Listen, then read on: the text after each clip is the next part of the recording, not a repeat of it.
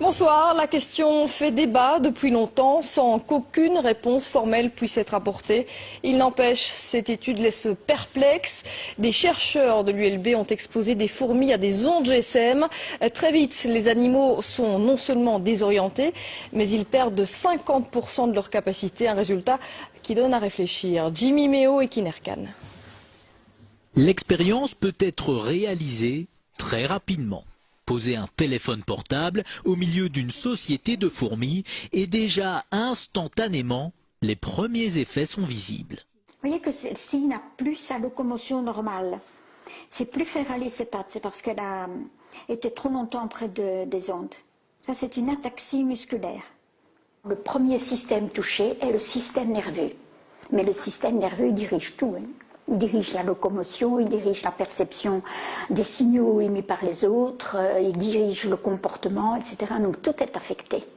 Les capacités d'apprentissage des fourmis exposées aux générateurs d'ondes sont affectées de 50% par rapport à la normale. Et même avec une période de récupération, elles ne retrouvent que 60% de leur capacité de mémorisation. J'ai éteint le générateur, elles ont récupéré un peu et ont pu apprendre, mais n'ont plus jamais réatteint leur niveau initial.